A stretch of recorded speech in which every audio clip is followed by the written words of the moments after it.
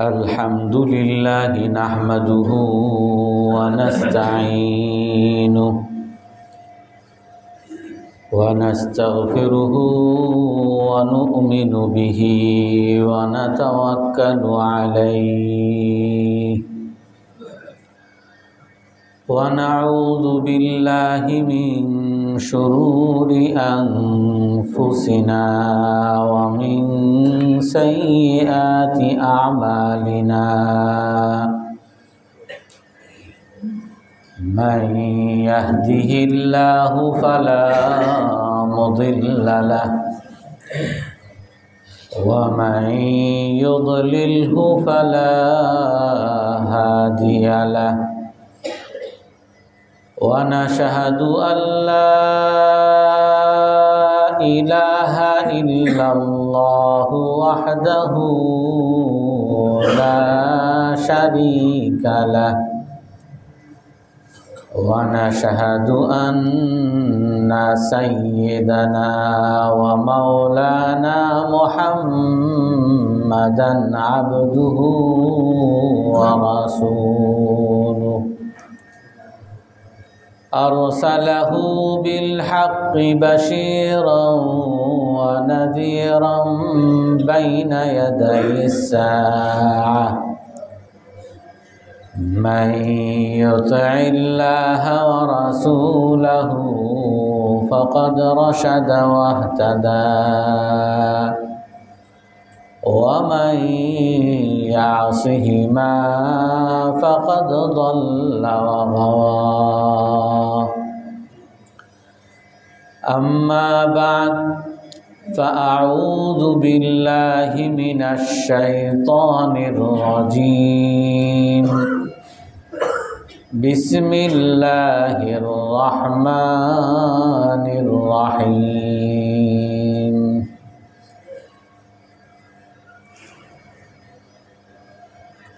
الأخلاء يومئذ بعضهم لبعض عدو إلا المتقين واصبر نفسك مع الذين يدعون ربهم بالغداة والعشي يريدون وجهه لا تعد عيناك عنهم تريد زينة الحياة الدنيا ولا تطع من أغفلنا قلبه عن ذكرنا واتبع هواه وكان أمره فرطا وقل الحق من ربكم فمن شاء فليؤمن ومن شاء فليكفر إنا أعتدنا للظالمين نارا أحاط بهم سرادقها وإن يستغيثوا يغاثوا بماء كالمهل يشوي الوجوه وساءت مرتفقا صدق الله العظيم وقال النبي صلى الله عليه وسلم المرء على دين خليله فلينظر أحدكم من يخالله وفي رواية يقول عليه الصلاة والسلام من رد عن عرض أخيه رد الله وجهه عن النار يوم القيامة أو كما قال عليه الصلاة والسلام সম্মানিত মুসল্লিয়ানে কেরাম, ইসলামী পরিবেশের গুরুত্ব এই বিষয়ে আমরা আলোচনা করব। আল্লাহ তাআলা কোরআনে কারীমের মধ্যে বলেন, ওয়াসবির নাফসাকা মাআল্লাযীনা ইয়াদউনা রাব্বাহুম বিল গাদাত। হে রাসূল, আপনি নিজেকে সবসময় অটল রাখেন ওই সকল মানুষের সাথে, ইয়াদউনা রাব্বাহুম বিল গাদাতি ওয়াল আশি, যারা সকাল সন্ধ্যা আল্লাহকে ডাকে। ওয়ালা তা'দু আইনাকা আনহুম তুরিদু জিনাতাল হায়াতাদ দুনিয়া। আর এই সকল মানুষ থেকে আপনার চোখ যাতে অন্য কোনো দিকে না যায়, অর্থাৎ যারা সকাল সন্ধ্যা আল্লাহকে ডাকে, সকাল সন্ধ্যা আল্লাহর ইবাদত করে, এদের সাথেই আপনি সারাক্ষণ থাকেন এবং এদের কাছ থেকে আপনার চোখ যাতে অন্য কোনো দিকে না যায়, অন্য কোনো মানুষের দিকে যাতে না যায়। তুরিদু জিনাতাল হায়াতাদ দুনিয়া, দুনিয়ার চাকচিক্য লাভের আশায়। ওয়ালা তুতি' মান আগফালনা কলবাহু আন যিকরিনা। আরও স্পষ্ট করে আল্লাহ তাআলা বলেন, আপনি কখনো ওই সকল মানুষের অনুসরণ করবেন না যাদের অন্তরকে আমার স্মরণ থেকে উদাস করে দিছি। ওয়ালা তুতি' মান আগফালনা কলবাহু আন যিকরিনা। আপনি ওই সকল মানুষের কখনোই অনুসরণ করবেন না যাদের অন্তরকে আমার স্মরণ থেকে উদাসীন করে দিছি। ওয়াকানা আমরুহু ফুরুতা। আর তাদের বিষয়গুলো সব কিছু সীমালঙ্ঘন, যারা সব কিছুতে সীমালঙ্ঘন করে, আল্লাহকে মানার পরোয়া করে না। ওয়াকুলিল হাক্কু মির রাব্বিকুম। আর আপনি বলে দেন যে সত্য, হক একমাত্র আপনার রবের কাছ থেকে যেটা আসে সেটাই হক এবং সত্য, সেটাই যেটা আপনার রবের কাছ থেকে আসে। ফামান শাআ ফালইউমিন ওয়া মান শাআ ফালইয়াকফুর। যার ইচ্ছা হয় সে এখন এই হককে বিশ্বাস করুক, মানুক, আনুগত্য করুক, আর যার ইচ্ছা হয় সে অস্বীকার করুক। ইন্না আ'তাদনা লিয-যালিমিনা নারা। অবশেষে যারা জালিম, যারা অপরাধী, তাদের জন্য আমি জাহান্নাম তৈরি করে রাখছি। তো আল্লাহ তাআলা এই আয়াতের মধ্যে রাসূলুল্লাহ সাল্লাল্লাহু আলাইহি ওয়াসাল্লামকে স্পষ্ট আদেশ করছেন যে আপনি সকাল সন্ধ্যা যেই সকল মুসলমানরা আল্লাহর ইবাদত করে তাদের সাথে আপনি থাকেন, এদের কাছ থেকে আপনার চোখ যাতে অন্য কোনো দিকে না যায়। তাফসীরের কিতাবগুলোতে এর শানে নুজুলে আসে, রাসূলুল্লাহ সাল্লাল্লাহু আলাইহি ওয়াসাল্লামের প্রাথমিক যুগে যারা ঈমান এনেছিল অধিকাংশই গরিব, অধিকাংশই চাকর, অধিকাংশই নিম্ন শ্রেণীর। রসুলের আশেপাশে হযরত সাদ ইবনে আবি ওয়াক্কাস রাদিয়াল্লাহু তাআলা আনহু বর্ণনা করেন যে একবার আমরা রসুলের দরবারে ছিলাম, আর আমার সাথে বেলাল রাদিয়াল্লাহু আনহু একজন চাকর উনি ছিলেন, সোহাইব আর একজন চাকর উনি ছিলেন। এরকম 4-5 জন আমরা রসুলের পাশে বসা ছিলাম। এই সময় মক্কার বড় বড় নেতারা, মক্কার ধনী নেতা, নেতৃস্থানীয় আবু জেহেল, আবু লাহাব, তারা রসুলের কাছে আসছেন। তো রসুল তাদেরকে দেখে খুশি হয়ে গেছেন। তাদের কাছে রসুল সবসময় দাওয়াত দিতেন যে এই সকল প্রভাবশালী লোকরা, এই সকল ধনী লোকরা, এই সকল নেতা লোকরা, তারা যদি ইসলাম গ্রহণ করে তাদের উসিলায় আরও অনেক মানুষ ইসলাম গ্রহণ করবে, এই আশায় তাদেরকে দেখে রসুল খুশি হয়ে গেছিলেন।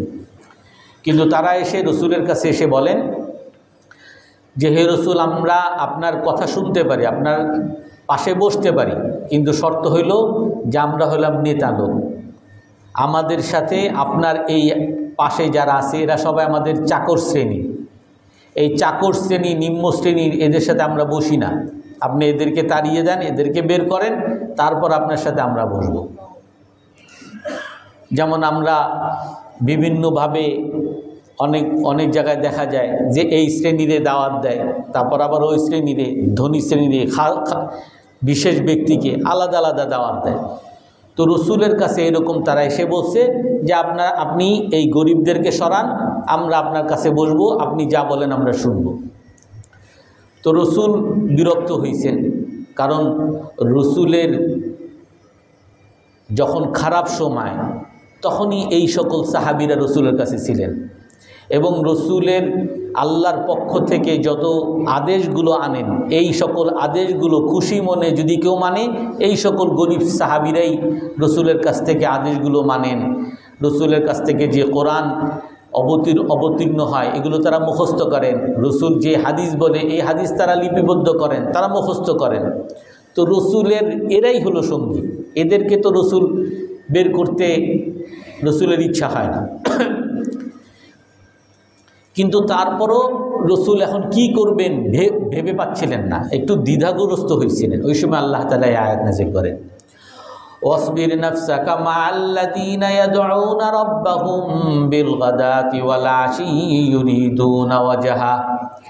আপনি আপনার নিজেকে অটল রাখুন ওই সকল মানুষের সাথে যারা একমাত্র আল্লাহর সন্তুষ্টির জন্য আল্লাহকে সকাল সন্ধ্যা ডাকে।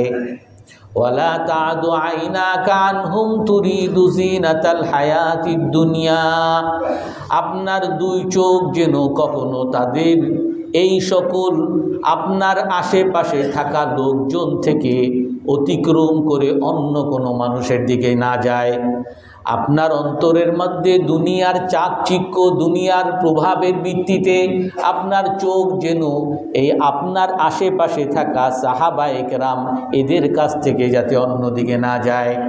ওয়ালা তুতি মান আগফালনা কলবাহু আন যিকরিনা ওয়াত্তাবা হাওয়াহু ওয়া কানা আমরুহু ফুরুতা। যার অন্তরকে আমার স্মরণ থেকে উদাস করে দিছি, যারা আমার কোরআন শুনলে যাদের পছন্দ হয় না, যারা আমার কোরআন শোনার জন্য আগ্রহী থাকে না, যারা আমাকে ডাকার জন্য আমার জিকিরের জন্য যারা আগ্রহী থাকে না, যাদেরকে ধরে ধরে আনতে হয়, যাদের অন্তরকে উদাস করে দিছি, আপনি তাদের কখনো অনুসরণ করবেন না। ওয়া কানা আমরুহু ফুরুতা। তাদের কাজগুলো সব সময় সীমালঙ্ঘন হবে, রসুলকে আল্লাহকে মানা হবে না, তারা সব সময় তাদের মন মতো চলার চেষ্টা করবে। এই আয়াতের দ্বারা স্পষ্ট রাসূলুল্লাহ সাল্লাল্লাহু আলাইহি ওয়াসাল্লামকে আদেশ করে দিয়েছেন যে আপনার উঠা বসা কার সাথে হবে। রসুল একবার মসজিদে ঢুকছেন, মসজিদে ঢুকে দেখেন যে কিছু কিছু সাহাবায়ে কেরাম গোল গোল হয়ে বসে আছেন। তো সাহাবায়ে কেরামের কাছে গিয়ে বসছেন যে তোমরা কি করো? যে হে আল্লাহর রসুল, আমরা তো কোরআন তেলাওয়াত করতেছি। আর একদল তোমরা কি করো? আমরা জিকির করতেছি। আর একদল তোমরা কি করো? আমরা আখিরাতের আলোচনা করতেছি, আল্লাহর বরত্বের আলোচনা করতেছি। তখন রাসূলুল্লাহ সাল্লাল্লাহু আলাইহি ওয়াসাল্লাম সাহাবাদেরকে লক্ষ্য করে বলেন, আলহামদুলিল্লাহিল্লাযী আমারানি আন আসবিরা মাআকুম। আল্লাহ তাআলার ওই আল্লাহর প্রশংসা করতেছি যেই আল্লাহ আমার উম্মতের মধ্যে এমন কিছু মানুষ তৈরি করে দিয়েছেন যাদের সাথে বসার জন্য আমাকে আল্লাহ তাআলা আদেশ করছেন। এই জন্য রাসূল সাল্লাল্লাহু আলাইহি সাল্লাম কাদের সাথে উঠা বসা করবেন আল্লাহর পক্ষ থেকে আদেশ দেওয়া হয়েছে। এই জন্য রাসূল হাদিসের মধ্যে বলেন, আল মারউ আলা দীনি খালিলিহি। মানুষ তার বন্ধুর ধর্মে চলে। ফালিয়ানজুর আহাদুকুম মান ইউখালিলু। তুমি যদি কাউকে চিনতে চাও এই লোকটা কেমন, এই লোকটার ধ্যান ধারণা কি, এই লোকটার চিন্তা চেতনা কি, এই লোকটা কোন দল করে, কোন পার্টি করে, রসুল বলেন ফালিয়ানজুর আহাদুকুম মান ইউখালিলু। দেখো সে কার সাথে উঠা বসা করে। যার সাথে যে উঠা বসা করবে ওই তার বন্ধুকে দিয়েই তাকে চিনে নিবা। ওলামায়ে কেরাম বলেন, কুল্লি মান তুআশির আকুল্লাকা মান আনতা। তুমি আমাকে বলো তুমি কার সাথে মেলামেশা করো, আমি বলে দিব তুমি কে। তোমার চিন্তাধারা, তোমার মতবাদ, তুমি কোন ধ্যান ধারণায় আসো, এগুলো সব কিছু তোমার উপরে প্রভাব ফেলে তোমার সঙ্গীর সাঙ্গের কারণে, তোমার বন্ধুত্বের কারণে তোমার উপরে প্রভাব ফেলবে।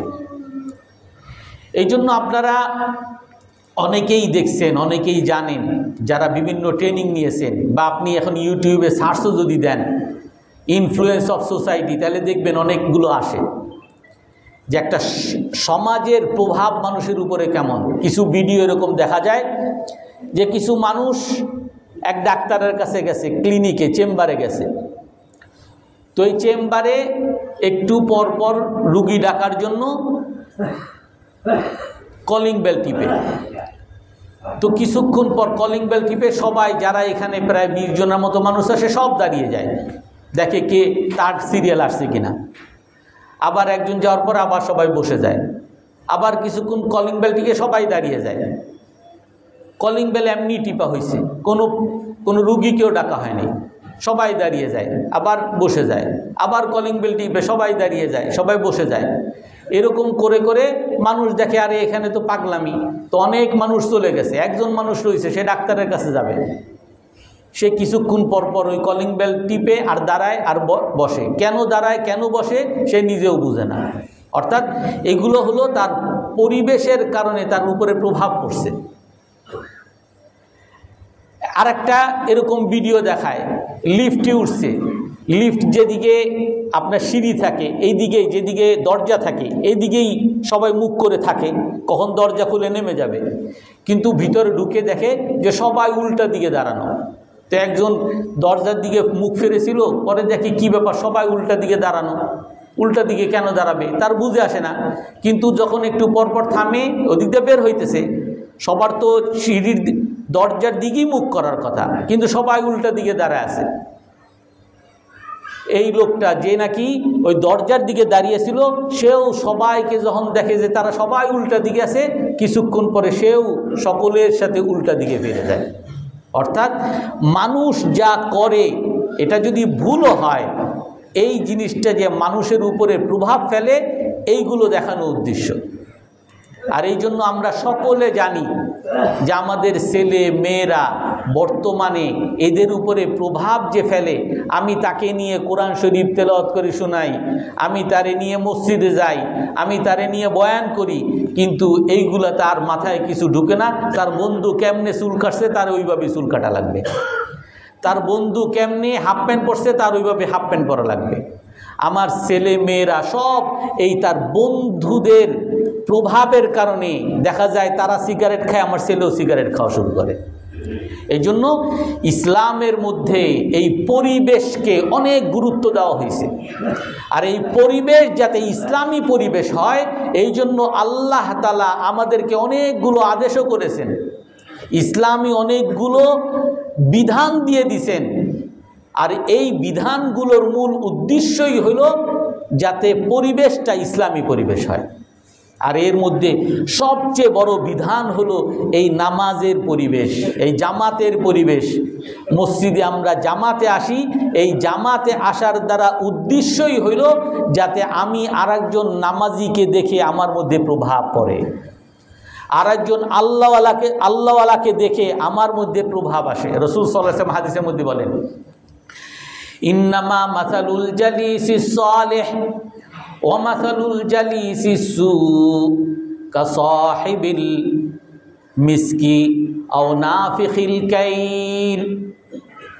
একজন ভালো বন্ধু আর একজন খারাপ বন্ধু, দুইজনার দৃষ্টান্ত আল্লাহর রাসূল সাল্লাল্লাহু আলাইহি ওয়াসাল্লাম বুখারী মুসলিমের হাদিসের মধ্যে বলেন যে একজন ভালো বন্ধুর দৃষ্টান্ত হলো আতর বিক্রেতার মতো। আতর বিক্রেতার কাছে তুমি যদি যাও, ইম্মা আইয়াহদিয়াকা, সে এমনিই তার আতর একটু তোমাকে লাগিয়ে দিবে। তার আতরের যাতে পাবলিসিটি হয়, তার আতরের ঘ্রাণ তুমি যাতে শুনে আরও 10 জনকে ঘ্রাণ দিয়ে তার কাছে যাতে কাস্টমার নিয়ে আসো।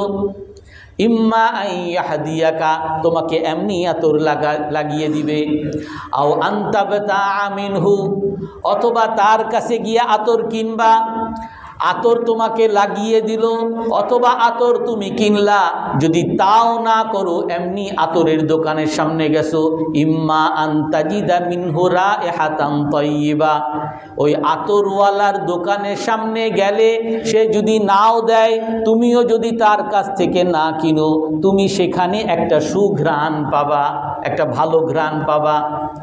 ভালো বন্ধুদের এইরকম দৃষ্টান্ত, খারাপ বন্ধুর দৃষ্টান্ত রাসূল সাল্লাল্লাহু আলাইহি ওয়াসাল্লাম বলেন কানাফিখিল কির, কামারের মতো।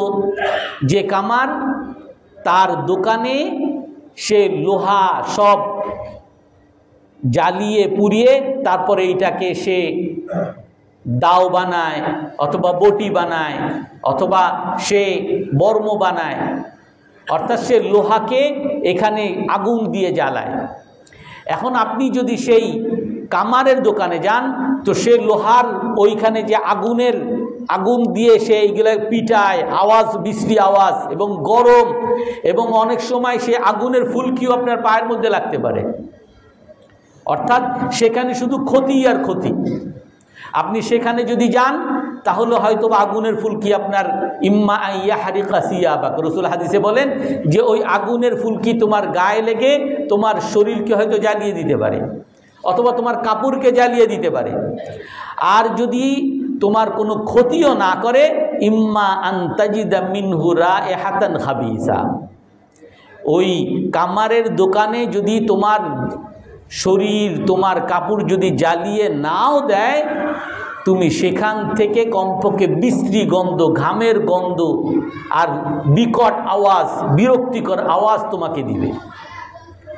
রাসূল সাল্লাল্লাহু আলাইহি ওয়াসাল্লাম খুব সুন্দর করে আমাদেরকে দৃষ্টান্ত দিয়েছেন। আমার বন্ধু, আপনার বন্ধু যদি খারাপ হয়, আপনি হয়তো জানেন সে সিগারেট খোর, মদ খোর, সে ঘুষখোর, সুদখোর। আমি তো নামাজি মানুষ, আমার পাশে থাকে দেখে তার সাথে একটু সালাম কালাম হয়, একটু মুসাফা হয়, একটু কথাবার্তা হয়, কিন্তু আমি তারে ঘৃণা করি। আপনি হয়তোবা জানেন এই বন্ধুটা সিগারেট খোর, মদ খোর, ঘুষখোর, সুদখোর, আপনি ঘৃণাও করেন। আর আপনি তারপরও যখন তার সাথে দেখা হবে, তার সাথে হ্যান্ডশেক করবেন, তার সাথে আপনি কথাবার্তা বলবেন, আপনার কাছে একটা সময় সে সিগারেট খায়, এইটা আপনার কাছে স্বাভাবিক মনে হয়ে যাবে। সে মদ খায়, স্বাভাবিক মনে হবে। 2 দিন পর হয়তো আপনি বলতে পারেন, দেখি তো তুমি কি খাও, আমি একটু দেখি, আমি একটু স্বাদ নিয়ে দেখি। তুমি কি মদ খাও, আমি একটু স্বাদ নিয়ে দেখি। তুমি এই সুদ খাও, সুদ খাইতে কেমন, আমিও একটু দেখি। ঘুষ খাও, এইটা কেমন, আমিও একটু দেখি। অর্থাৎ আপনার বন্ধু যদি ঘুষখোর, সুদখোর, ধাপ্পাবাজ, মানুষের উপরে জুলুমবাজ যদি হয়, আপনি জানেন সে খারাপ, আপনি ঘৃণা করেন, কিন্তু তার সাথে আপনার উঠা বসা থাকলে এই খারাপ জিনিসগুলো আপনার কাছে স্বাভাবিক হয়ে যাবে, এগুলো আর খারাপ থাকবে না।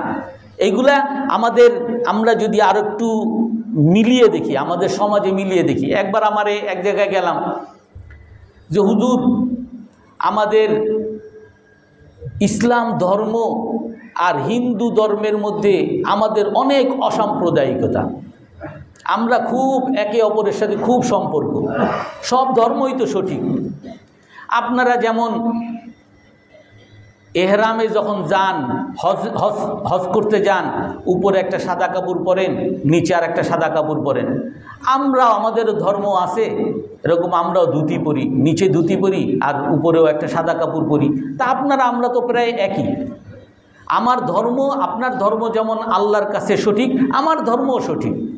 আপনারা আপনার মসজিদে গিয়ে আল্লাহর জন্য সেজদা করেন, আমরা মন্দিরে গিয়ে আমরা পূজা করি, সমস্যা কি? আরেকজন সেও মুসলমান, সে বলে হ্যাঁ ঠিকই তো, সব ধর্মই তো সঠিক। আসলে সব ধর্মই সঠিক, যে যার ধর্ম পালন করবে সেটাই সঠিক। এই সব চিন্তা ভাবনা কেন তার মধ্যে আসছে? কারণ তার উঠা বসা, তার কথাবার্তা, লেনদেন, চলাফেরা সব ওই হিন্দুর সাথে হয়। তো যার কারণে ওই তাদের ধুতি আর আমাদের এহরামের কাপড় দুটোটাকে একই মনে হয়। যার কারণে তার ওই মন্দিরে প্রসাদ খাওয়া আর আমাদের সদকা বা মানুষের হাদিয়া দেওয়ার মতো মনে হয়। তার মন্দিরে গিয়ে পূজা করা আমার মসজিদে এসে সেজদা করার মতো মনে হয়। দুটোটাকে তার একরকম মনে হয়। এই জন্য রাসূল সাল্লাল্লাহু আলাইহি ওয়াসাল্লাম হাদিসের মধ্যে বলেন, তিরমিজি, আবু দাউদ শরীফের সহিহ হাদিস, আনা বারিউম মিনাল মুশরিকিন আল্লাযীনা ইউকিমুনা বাইনা আযহুরিল মুশরিকিন। আমি ওই মুসলমান থেকে দায়মুক্ত, এ আমার উম্মত না। রাসূল বলেন ওই মুসলমান আমার উম্মত না, যেই মুসলমান হওয়ার পরেও হিন্দুদের মাঝে সে অবস্থান করে, হিন্দুদের মধ্যে সে থাকে, হিন্দুদের পরিবেশে যে থাকে, সে আমার ধর্মে নাই, সে তার থেকে আমি দায়মুক্ত। আরো স্পষ্ট, লা ইয়াকবালু মিন মুশরিকিন বাদামা আসলামা আমিলান আও ইউআফিল মুশরিকিন। ওই মুশরিক যে মুসলমান হয়েছে, মুসলমান হওয়ার পরে আল্লাহ তাআলা এই মুসলমানের কোনো আমল কবুল করবেন না যতক্ষণ পর্যন্ত না সে এই মুসলমানদের, এই মুশরিকদের এলাকা থেকে দূরে না চলে যায়। এই মুশরিকদের এলাকার মধ্যে সে যতক্ষণ থাকবে তার কোনো নেক আমল আল্লাহ তাআলা কবুল করবেন না। তার নেক আমল তখনই কবুল হবে যদিও সে মুসলমান হয়, সে যখন এই সকল মুশরিক হিন্দুদের সাথে সকল সম্পর্ক ছিন্ন করে মুসলমান পরিবেশে আসবে। জারির রাদিয়াল্লাহু আনহুর আরেকটা হাদিস, উনি বলেন, আমি রসুলের কাছে আসছি, হে আল্লাহর রসুল আমারে বায়াত করেন। উবসুত ইয়াদাকা আন উবায়াক, আপনার হাতটা বাড়িয়ে দেন, আমি আপনার কাছে বায়াত করব। রসুল করবেন, তুমি আমার কাছে বায়াত করবা?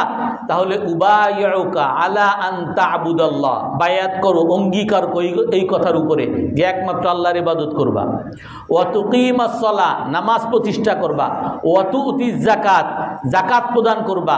ওয়া তুফারিকাল মুশরিকিন, মুশরিক হিন্দু অমুসলমানদের থেকে আলাদা হয়ে যাবা। মুসলমান হিন্দুদের মধ্যে তুমি থাকবা আর মুসলমান হওয়ার দাবি করবা, এটা কখনো হবে না, তাদের থেকে আলাদা হইতে হবে।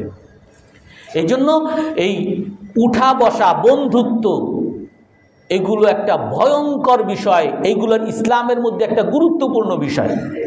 আপনি সহজভাবে, আরো সহজে আসেন। আমাদের বাংলাদেশে আমরা মানুষ, আপনারা এখন জানেন আমেরিকা ট্রাম্পে সে এখন ঘোষণা দিছে, প্রায় 60টা, তার আগের আমলে যখন আসছিল তখন 60টা মুসলিম দেশের ভিসা দেওয়া বন্ধ, কারণ এরা সব জঙ্গি। আর এইবার এসে শুধু 60টা না, নতুন ঘোষণা দিছে যে যত মুসলমান দেশ আছে যারা জঙ্গি, যারা উগ্রবাদী, এদের কাউকে আর ভিসা দিবে না। আর আমরা যাতে জঙ্গি না হই, আর ইন্ডিয়া তো সব সময় তার বলে যে আপনাদের সাথে আমাদের বন্ধুত্ব আছে, কিন্তু আপনারা এই ইসলামিক দলগুলারে আপনারা ত্যাগ করেন, এই মুসলমান কট্টরপন্থীদেরকে ত্যাগ করেন। মুসলমান দল আপনার কি ক্ষতি করছে? জানা এরা উগ্রবাদী ছড়ায়। আর আমরা এদের কথার দ্বারা, এই হিন্দুরা যা বলে, আমেরিকা যা বলে, এর কারণে আমরা কি, আমরা মুসলমান হব মডারেট মুসলমান, আমরা জঙ্গি মুসলমান, উগ্র মুসলমান হব না। জঙ্গি মুসলমান, উগ্র মুসলমান, এর আলামত কি, এর পরিচয় কি, এগুলো কেমনে জানবেন? যার দাড়ি থাকে, যে পায়জামা পাঞ্জাবি পরে, যে টুপি পরে, এ হলো উগ্রবাদী মুসলমান, এ হলো জঙ্গি মুসলমান। তাদের আমরা বলবো না, তাদের ভাষায় তারা কাদেরকে জঙ্গি বলে? যাদেরকে দেখে দাড়ি আছে, যাদেরকে দেখে টুপি আছে, এরা হলো জঙ্গি মুসলমান। আমি এই কারণে আমি মুসলমান, কিন্তু আমি জঙ্গি হব না, আমি উগ্রবাদী হব না, এই জন্য আমি দাড়িও রাখবো না, আমি টুপিও রাখবো না। এমনকি মসজিদে যারা, আপনারা আগে দেখছেন বিভিন্ন জায়গায়, উত্তরার এক জায়গায় লেখা ছিল, আপনার এয়ারপোর্টেও বড় লেখা ছিল, যাদেরকে দেখবেন মসজিদে বেশি আসা যাওয়া করে এরা কোনো জঙ্গি গোষ্ঠীতে জয়েন করছে। এগুলো আমাদের সরকারি বাহিনী থেকে এগুলো লিখে দেওয়া হইতো। যারা মসজিদে আসা যাওয়া করে, মসজিদে যারা নামাজ বেশি বেশি পড়ে, এরা জঙ্গি, এরা হলো উগ্র। তার মানে আমি মসজিদেও আসবো না। আমি মসজিদে যদি না আসি, আমি যদি মুসলমানের দাড়িকে আমি অপছন্দ করি, আমি মুসলমানের টুপিকে যদি অপছন্দ করি, তাহলে আমার আর ইসলামের কি বাকি থাকে? ইসলামের পরিচয় কি? ইসলাম কাকে বলে? মুসলমান কাকে বলে? আল ফারকু বাইনাল মুমিনি ওয়াল কাফির তারকুস সালাহ। রাসূল স্পষ্ট হাদিসের মধ্যে বলেন, মুসলমান আর কাফেরের মধ্যে পার্থক্য হলো নামাজ ত্যাগ করা। মান তারাকা সালাতা মুতাআম্মিদান ফাকাদ কাফার, যে ইচ্ছাকৃত নামাজ ত্যাগ করলো সে কাফের হয়ে গেল। ইচ্ছাকৃত নামাজ ত্যাগ করলো সে কাফের হয়ে গেল। তো মুসলমানের পরিচয় হইল নামাজ পড়া। মুসলমানের পরিচয় হলো মসজিদে আসা যাওয়া করা। মুসলমানের পরিচয় হলো রসুলের সুন্নতকে ধারণ করা। আমি এইগুলো ত্যাগ করার জন্য, আমি এই জঙ্গি না হওয়ার জন্য, আমি এই মডারেট মুসলমান হওয়ার জন্য, আমি উগ্রবাদী না হওয়ার জন্য আমার মাথার মধ্যে ঢুকে আসে যে আমার দাড়িটা কাটতে হবে, টুপিটা কামাইতে হবে, শার্ট প্যান্ট পরতে হবে, টাই পরতে হবে, মসজিদ থেকে দূরে থাকতে হবে। এই জিনিসটা মাথায় কেন ঢুকছে? আমাদের অধিকাংশ মুসলমানের মাথায় ঢুকছে। কেন ঢুকছে এটা? এটা ঢুকছে হলো এই সকল খারাপ পরিবেশের কারণে। আমি যদি মসজিদে থাকি, আমার কখনো মনে হবে না যে মসজিদের মধ্যে সবাই টুপি পরছে, আমি টুপি পরবো না, টুপি খুলে রাখবো। মসজিদের মধ্যে কখনো এটা মনে হবে না, কারণ মসজিদের পরিবেশে আমাকে ওই মসজিদের সুন্নত মানতে আগ্রহী করবে, মসজিদের পরিবেশে আমাকে নামাজ পড়তে আগ্রহী করবে, মসজিদের পরিবেশে আমাকে দাড়ি রাখতে আগ্রহী করবে। আমি মসজিদে আসি, আমি নামাজে আসি, কিন্তু তারপরও আমি মসজিদের কথাবার্তা থেকে কোনো প্রভাব নেই না, কোনো শিক্ষা নেই না, কোনো উপদেশ নেই না। কেন? কারণ আমি মসজিদে আসার আগেই আমার মাথার মধ্যে ঢুকিয়ে দেওয়া হয় যে মসজিদের মধ্যে যে খতিব, যে ইমাম, এরা হলো সব উগ্রতা ছড়ায়, এরা সব সাম্প্রদায়িকতা ছড়ায়, এরা সব উগ্রবাদী ছড়ায়, চরমপন্থা ছড়ায়। এদের কথাবার্তা কিন্তু শোনা যাবে না। আগ থেকে আমার মাথার মধ্যে ঢুকানো এটা। আর এইগুলো হলো সব ওই পরিবেশের কারণে। এই জন্য রাসূলুল্লাহ সাল্লাল্লাহু আলাইহি ওয়াসাল্লাম বলেন, আল মারউ আলা দীনি খালিলিহি। মুসলমান সে কোন দিনে, সে কোন ধর্মে আছে, এটা তার বন্ধুকে দিয়ে চিনো। তার যদি উঠা বসা খ্রিস্টানদের সাথে দেখো, তার উঠা বসা যদি হিন্দুদের সাথে দেখো, তার উঠা বসা যদি ইহুদিদের সাথে দেখো, তুমি তার ধর্ম চিহ্নিত করে ফেলবা, সে হলো খ্রিস্টান, সে হলো হিন্দু। সে যদি মুসলমানও হয়, নামে মুসলমান কিন্তু কাজে মুসলমান না। তার ধ্যান ধারণা সব হিন্দুদের ধ্যান ধারণা, তার ধ্যান ধারণা সব খ্রিস্টানদের ধ্যান ধারণা, তার ধ্যান ধারণা সব তার ইহুদিদের ধ্যান ধারণা। রাসূলুল্লাহ সাল্লাল্লাহু আলাইহি ওয়াসাল্লাম এই জন্য স্পষ্ট বলেন, ফালইয়ানজুর আহাদুকুম মান ইউখালিল। দেখো তোমার সাথে তুমি কার সাথে উঠা বসা করো। আরো স্পষ্ট হাদিসের মধ্যে বলেন, লা তুসাহিব ইল্লা মুমিনা। সহিহ হাদিস। হে মুসলমান, তুমি একমাত্র মুমিন ছাড়া কারো সাথে উঠা বসা করবে না। রাসূল হাদিসে বলেন, লা তুসাহিব ইল্লা মুমিনা। তুমি মুমিন ছাড়া কারো সাথে উঠা বসা করবে না। ওয়ালা ইয়াকুল তুআমাকা ইল্লা তাকি। তোমার খাবার যেন কোনো ভালো মানুষ মুত্তাকি ছাড়া কেউ খাইতে না পারে। তুমি বাসায় দাওয়াত দিবা, আর বাসায় দাওয়াত দিবা যার পর্দা নাই, পুশিদা নাই, যে নামাজে যায় না, নামাজের যার কোনো গুরুত্ব নাই, যে তোমার বাসায় দাওয়াত দিছো তুমি, আর তোমারে দেখেই বলবে, তুমি এত নামাজি হইছো আবার কবে, এত হুজুর আবার কবে হইলা, তোমার বউরে দেহাও দিতে দাও না, তুমি আবার এত মোল্লাগি কবে হইলা, এত চরমপন্থা, এত উগ্রপন্থা এগুলো কবে শুরু করলা। অথচ আপনি তাকে দাওয়াত দিয়ে এনে খাওয়াচ্ছেন, আপনার ইসলামে সে ক্ষতি করে যাচ্ছে। আপনার ছেলেরা দেখে বলে, আরে তুমি মাদ্রাসায় পড়া শুরু করছো, মাদ্রাসায় পড়ে খাবা কি, না খায় তো মরা লাগবে। লা ইয়াকুল তুআমাকা ইল্লা তাকি। রাসূল বলেন, তোমার খাবার জন্য মুত্তাকি ছাড়া কেউ খেতে না পারে। শুধু রাসূল বলেন নাই, আল্লাহ তাআলা হাজারো আয়াতে, অনেক আয়াতের মধ্যে আল্লাহ স্পষ্ট করে বলেন, ইয়া আইয়ুহাল্লাযীনা আমানু লা তাত্তাখিযুল ইয়াহুদা ওয়ান নাসারা আউলিয়া। হে মুমিনগণ, তোমরা ইহুদি খ্রিস্টানকে কখনো নিজের বন্ধু বানাতে পারবে না। অন্য আয়াতের মধ্যে আল্লাহ তাআলা বলেন, ইয়া আইয়ুহাল্লাযীনা আমানু লা তাত্তাখিযুল্লাযীনা ইত্তাখাযু দীনাকুম হুজুআন ওয়া লাইবা মিনাল্লাযীনা উতুল কিতাবা মিন ক্বাবলিকুম ওয়াল কুফফারা আউলিয়া। হে মুসলমানগণ, যারা তোমার দ্বীনকে নিয়ে ঠাট্টা করে, যারা তোমার ধর্মকে নিয়ে ঠাট্টা করে, আল্লাহর ভাষা এমন, লা তাত্তাখিযুল্লাযীনা ইত্তাখাযু দীনাকুম হুজুয়া ওয়া লাইবা। তোমার নামাজকে নিয়ে যে ঠাট্টা করে, তোমার দাড়িকে নিয়ে যে ঠাট্টা করে, তোমার পর্দাকে নিয়ে যে ঠাট্টা করে, তোমার সুদ না খাওয়া সৎ থাকাকে নিয়ে যে ঠাট্টা করে, যে উগ্রবাদী বলে, খেলাধুলার বস্তু বানায়, আল্লাহ তাআলা বলেন যে তোমার ইসলামকে নিয়ে যে ঠাট্টা করে তাকে তুমি কখনো বন্ধু বানাইতে পারবে না।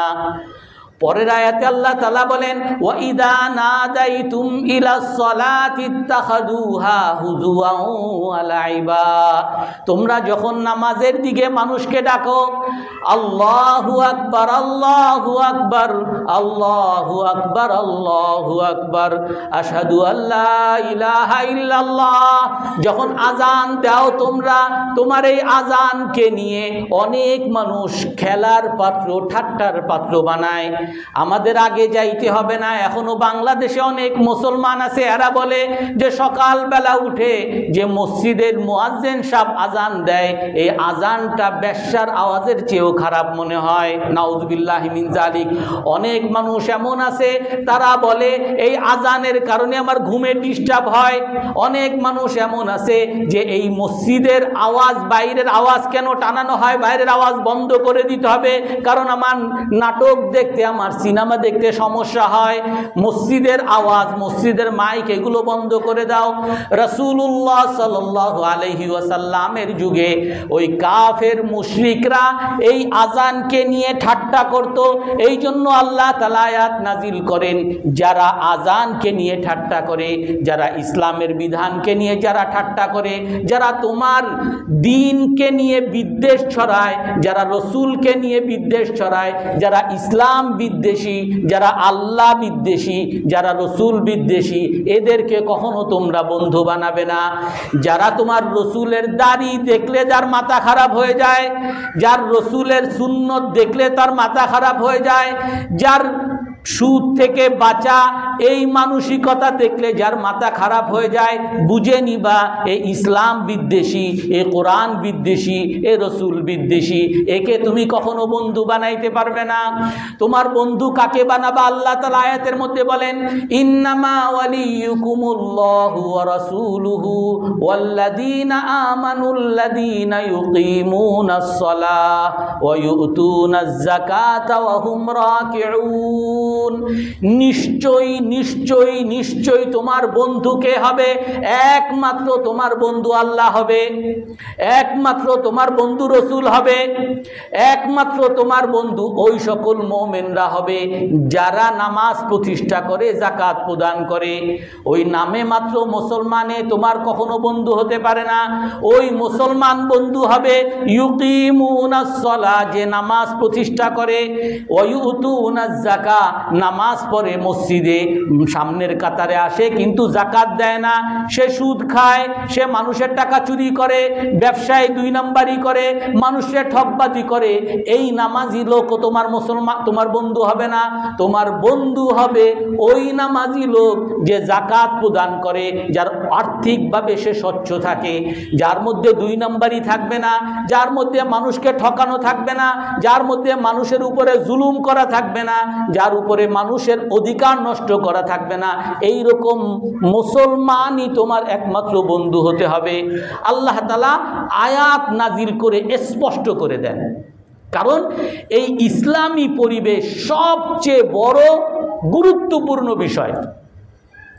এই ইসলামী পরিবেশ আমাদের না থাকার কারণে আজকে আমরা দেখি, আমি নামাজে আসি, আজকে কত মানুষ মসজিদে আসি, কিন্তু তারপরও আমাদের মধ্যেই দেখা যাবে যে আজকে জুম্মায় যারা আসছে এদের মধ্যেই অনেক আছে যার ইন্ডিয়ান নাচ দেখতে মজা লাগে। অনেক মানুষ আছে যে মানুষকে ঠকাইতেছে, এটা যে গুনাহ করতেছে সে বুঝতেও আসে না। অনেক মানুষ আছে সুদ খাইতেছে, সুদ খাওয়া যে গুনাহ এই চিন্তা চেতনাই তার মধ্যে নাই। অনেক মানুষ আছে সে মনে করে যে পাঞ্জাবি পরে বেশি বাড়াবাড়ি করতেছে। অনেক মানুষ আছে যে মনে করে যে দাড়ি রাখে এ বেশি চরমপন্থাগিরি করে। আমাদের আরো মডার্ন হওয়া দরকার, আমাদের হিন্দুদের মতো হওয়া দরকার, আমাদের খ্রিস্টানদের মতো উন্নত হওয়া দরকার। অনেক মানুষের ধ্যান ধারণা এমন আছে। কেন? কারণ হলো আমাদের ইসলামী পরিবেশ নাই। এই নামাজের উদ্দেশ্য, জামাতে নামাজের উদ্দেশ্য হলো ইসলামী পরিবেশ প্রতিষ্ঠা করা, সকলের মধ্যে ইসলামের গুরুত্ব আসা। সকলের মধ্যে আল্লাহর গুরুত্ব আসা, সকলের মধ্যে রসুলের গুরুত্ব। আল্লাহ, আল্লাহর রসুল বন্ধু। আল্লাহ তাআলা বলছেন তোমার বন্ধু হবে আল্লাহর রসুল। আল্লাহ বন্ধু হয় কেমনে? আল্লাহ বন্ধু হওয়া মানে আল্লাহর আদেশগুলো আমার কাছে ভালোবাসার পাত্র হওয়া, রসুলের প্রতিটা আদর্শ আমার কাছে ভালোবাসার জিনিস হওয়া। আমি মসজিদের মধ্যে যখন আমি সঠিকভাবে নামাজ পড়ব, মসজিদের পরিবেশ রক্ষা করব, মসজিদের মধ্যে একে অপরকে শিখানো, এই ধ্যান ধারণা নিয়ে মসজিদে আসব। আজকে আমাদের সবচেয়ে বড় সমস্যা, কেউ শিখাইতে গেলেও বেশি আপনি আপনারটা করেন, আমি আমারটা করি। আর কেউ না পারলেও তার নামাজ হয় না, আরেকজনে কিছু বলেও না। কারণ কি? কারণ আমাদের মন মানসিকতাই বিকৃত হয়ে আছে। আমার মসজিদে এসে এই চিন্তা ছিল যে আমাকে আল্লাহকে খুশি করতে হবে, রসুলকে খুশি করতে হবে। আর একজন দেখে যে ভাই আপনি যে নামাজের মধ্যে এদিক ওদিক তাকান, এইভাবে তো আল্লাহ খুশি হবে না। আমি তার কথাকে আরও সুন্দরভাবে গ্রহণ করার কথা ছিল, জি ভাই আমাকে শিখান, আর কি কি করা লাগবে, কেমনে সূরা ফাতিহা পড়া লাগবে, আর কি কি করলে নামাজে ক্ষতি হয় আমাকে শিখান। তার আগ্রহ, তার দরকার ছিল এটা। কিন্তু সে বলবে কি, জ্ঞান দিতে আসেন না, বেশিবার আপনি আপনারটা করেন, আমি আমারটা করি, আমার আল্লাহ খুশি হইলেই হবে, আপনার দরকার নেই। আপনার আল্লাহ ওইভাবেই খুশি হবে যেভাবে মোমেনগণ রাসূল সাল্লাল্লাহু আলাইহি সাল্লাম যেভাবে শিখাইছেন, যেভাবে ধারণ করতেছেন, সেইভাবেই আল্লাহ খুশি হবে। আমি মসজিদে এসে যদি আমার ধ্যান ধারণা থাকতো যে আমাকে শিখতে হবে, আর যে আসতেছে আরেকজন যে জানে তারও ধ্যান ধারণা থাকতো মসজিদের মধ্যে কে কে আছে যে জানে না, তাকে আমাকে শিখাইতে হবে, দোনোজন যদি একে অপরের পরিপূরক থাকতো, তাহলে আমাদের একটা ইসলামী পরিবেশ হইতো। রসুলের যুগে রসুল যখন কারো বাড়িতে কোনো ঝামেলা হয়েছে, স্ত্রীরে কেউ বকাবকি করছে, মারছে, মসজিদের মধ্যে ধরতে, এই তুমি তোমার স্ত্রীর উপর নাকি জুলুম করছো। এখন আমার মসজিদে আর এই তোমার মেয়ে নাকি পর্দা করে নাই, তুমি কেন তোমার মেয়েকে দেখাশোনা করো না। এখন আমাদের মসজিদে একটু চিন্তা করেন, যদি ইমাম সাহেব বা আপনি বন্ধু আপনার আরেক বন্ধুরে বললেন যে এই আপনার বাসায় তো রাত 12টা-1টা পর্যন্ত গানের আওয়াজ আসে, আপনি কেন খেয়াল করেন না, এই আপনি আপনার বাসায় থাকেন, ঝগড়া শুরু করে দিবে আপনার সাথে। আর যদি ইমাম সাহেব যদি কিছু বলে, ইমাম সাহেবরে তো ওই দিনই খোদা হাফেজ, আপনি যান। তো এই জন্য আমাদেরকে ওই মন মানসিকতাকে যদি আমরা এইভাবে করতে পারি যে আমাকে মসজিদে আসছি, আমাকে শিখতে হবে, মসজিদে আসছি কি কি উপায় আল্লাহ খুশি হবেন, রসুল খুশি হবে, আমি কি কি উপায় আল্লাহকে খুশি করব, রসুলকে খুশি করব, আমাকে শিখাইতে হবে। এই মন মানসিকতা নিয়ে যদি আমরা মসজিদে আসতাম, আমাদের সকলের নামাজও হইতো, আমাদের ইসলামী পরিবেশও তৈরি হইতো। এই জন্য এই জামাতে আসা, এইটার দ্বারা একটা ইসলামী পরিবেশ তৈরি করা একটা বড় গুরুত্বপূর্ণ বিষয়। সর্বশেষ একটা হাদিস বলে শেষ করি। একজন পাপী, একজন হত্যাকারী, ঘাতক 100টা হত্যা করছে, বুখারী মুসলিমের হাদিস, 100টা হত্যা করছে। 100 হত্যা করার পরে এক হুজুরের কাছে গেছে যে আমি 99টা হত্যা করছি, তো আমার তওবার কি উপায় আছে? বলে 99টা হত্যা, তুমি তো একটা ঘাতক, একটা সাদাবাজ, তোমার আবার কিসের তওবা? যাও, তোমার কোনো তওবা নাই। বলে আমার তওবা নাই, ঠিক আছে, তোমারে দিয়ে আমি 100টাই পূর্ণ করি। তো তারে সহ মারা দিছে, 100টা মারছে। আর একজন তারপরও তার কাছে অনুশোচনা, তারপর আর এক আলেমের কাছে গেছে যে আমি তো পাপ করেই ফেলছি, এখন আমি তওবা করতে চাচ্ছি, আমি ভালো হইতে চাচ্ছি, কি উপায় আছে? যে তুমি ভালো হইতে পারো, উপায় আছে, কিন্তু তার জন্য তোমাকে তোমার যেই এলাকায় তুমি থাকো, যেখানে তোমাকে সবাই দেখলে ভয় পায়, তুমি সাদাবাজ, তুমি একটা সন্ত্রাসী, ঘাতক, তোমার বন্ধু বান্ধব সবাই তোমারে প্রতি রাতে ডাকে, চল ওরে মারি, ওরে ধরি, ওরে ঠ্যাঙ্গাই, এই এলাকা তোমার ছাড়া লাগবে তুমি যদি তওবা করতে চাও। এই এলাকা ছেড়ে অমুক এলাকায় যাও, ওই এলাকার মানুষ সবাই ভালো মানুষ, সবাই ইবাদত করে, সবাই নামাজি মানুষ, ওই এলাকায় যাও। তো সে খালেস মনে তওবা করার নিয়তে সে ওই এলাকায় রওনা করছে। ওই এলাকা হাত্তা ইদা নিসফাত তারিক মাতা, যখন অর্ধেক পথে গেছে সে মারা গেছে। তো মারা যাওয়ার পরে ফেরেশতারা তার কাছে আসছে, মালাইকাতুর রাহমা ও মালাইকাতুল আযাব, আযাবের ফেরেশতাও আসছে, রহমতের ফেরেশতাও আসছে। তো দোনোজন বলে যে আযাবের ফেরেশতা বলে এ আসলে পাপী, তওবা তো এখনো করতেই তো পারে নাই, তো একে আমরা জাহান্নামে নিয়ে যাব। রহমতের ফেরেশতা আসছে না, এ তওবা করার নিয়তে রওনা করছে, অতএব আমরা তাকে জান্নাতে নিয়ে যাব। দোনো ফেরেশতারা ঝগড়া শুরু করছে। আল্লাহ তাআলা আরেকজন ফেরেশতাকে পাঠাইছেন মানুষের সুরতে। মানুষের সুরতে এসে ফাজা হাকামাম বাইনহুম, বলে কি হয়েছে, তোমরা ঝগড়া করতেছো কেন? বলে যে দেখেন এ পাপী, এখন মারা গেছে, তওবা করে নাই, আমরা জাহান্নামে নিতে চাই। আর বলে না এ পাপী না, এ তওবা করছে, এখন ভালো এলাকা যাচ্ছে, আমি তারে জান্নাতে নিতে চাই। ঠিক আছে, আমি তোমাদের মধ্যে একটা ফয়সালা করি। কি ফয়সালা? যে তুমি সে যেই এলাকা থেকে আসছে, এই এলাকা থেকে এইখানের দূরত্বটা মাপো, দেখো কতটুকু। আর তুমি হে রহমতের ফেরেশতা, এই জায়গা থেকে তোমার ওই যেই এলাকায় যেতে চাইছে, নিয়ত করছেন, সেই এলাকার দূরত্বটা মাপো, দেখো কোনটা বেশি হয়। যেইটা কাছাকাছি হবে, তারপর দুজন মাপলো, মেপে দেখে যে সে ওই নিজের এলাকার থেকে বেশ দূরে চলে আসছে, আর কাছাকাছি চলে গেছে, যেই এলাকা যাবে সেই এলাকার, মানে ওইটা কাছাকাছি। তো অতএব রহমতের ফেরেশতা, তুমি জয়যুক্ত হয়েছো, তুমি তাকে নিয়ে যাও। আল্লাহ তাআলা রাসূল সাল্লাল্লাহু আলাইহি ওয়াসাল্লাম হাদিসের মধ্যে বলেন, এই যে একজন পাপী, এই পাপীকে আল্লাহ তাআলা তার তওবাকে কবুল করে জান্নাতে দেওয়ার একমাত্র কারণ হলো খারাপ পরিবেশ ছেড়ে ভালো পরিবেশে যাওয়ার একটু চিন্তা করা। যায় না এখনো, যাওয়ার চিন্তা করা। এই জন্য ভালো পরিবেশ, আর স্পষ্ট হাদিসই বললাম, রাসূল বলছেন যদি কোনো মুসলমান খ্রিস্টান অমুসলমানদের মধ্যে থাকে, আল্লাহ তাআলা তার কোনো আমলই কবুল করে না। অর্থাৎ ওই ধ্যান ধারণায় যদি থাকে, ইসলামী পরিবেশে যদি না থাকে, কোনো আমলই কবুল করবে না। এই জন্য ইসলামী পরিবেশের এতটা গুরুত্ব। এই জন্য আমাদের সকলের ইসলামী পরিবেশে থাকার নিয়ত আছে তো ইনশাআল্লাহ। এই ইসলামী পরিবেশ হবে কেমনে? আমরা যখন মসজিদে আসব, আমি মুসলমান হওয়ার নিয়তে আসব। আমরা সবাই কি হওয়ার নিয়তে আসবো? ইনশাআল্লাহ মুসলমান হওয়ার নিয়তে আসবো, আল্লাহর গোলাম হওয়ার নিয়তে আসবো। কার গোলাম হওয়ার নিয়তে আসবো? আল্লাহর গোলাম।